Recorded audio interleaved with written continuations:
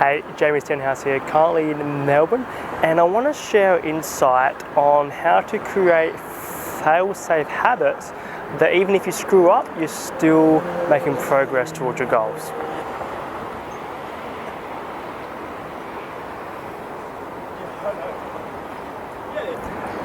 So regardless of what objective, outcome, or dream ambition that you want to achieve, they all require habits. They all require a process for you to execute on certain items every single day.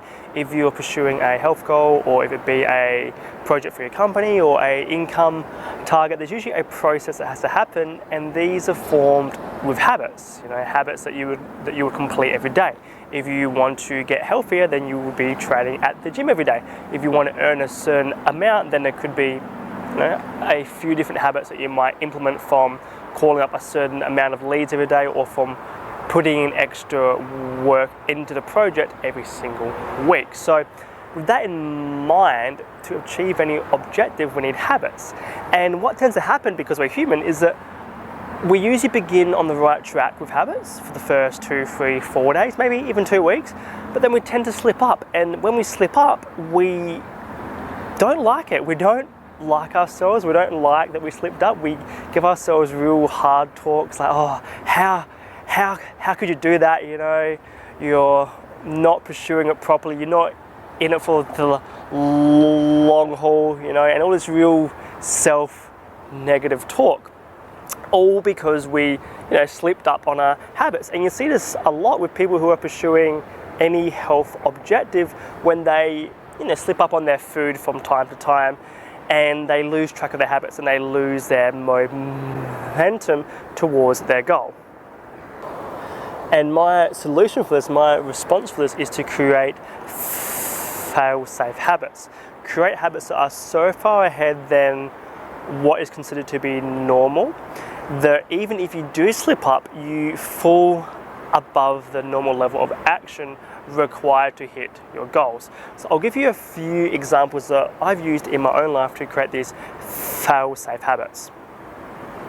The first is that I typically begin my mornings at 4 a.m. or sometimes 4:30 a.m. And that's really early. That's very, very early. And I do that because I'm able to get a lot more complete in the mornings. However, that is a habit that's set up so high that if I sleep in, it's still 6:30.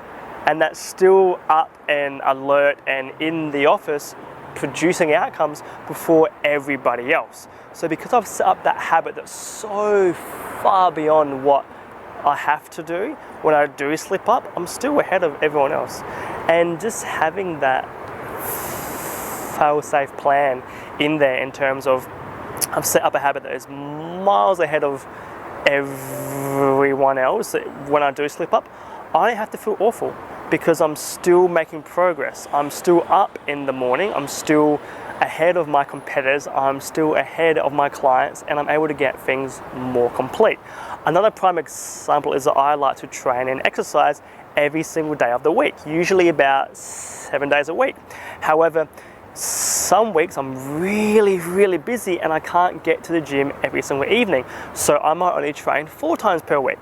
Now, while I might be upset about that habit that has collapsed or that I've slipped up on, because I've set my automatic habits so high, because I'm training 7 days per week, the fail-safe habit of that isn't too dramatic. I'm still training 4 times per week or 3 times per week. However, if you were to only train 3 times per week and you couldn't go on those 3 evenings, then there's no fail-safe habit in plan. You've just pretty much collapsed your whole habit. So my advice for anyone who's trying to achieve any objective, if it be large or small, is to create habits so large, create habits that are so progressive that even if you slip up, you're far beyond everyone else, and you don't feel awful about it because you're still making progress, right? You're still achieving, even if you're only doing half as much.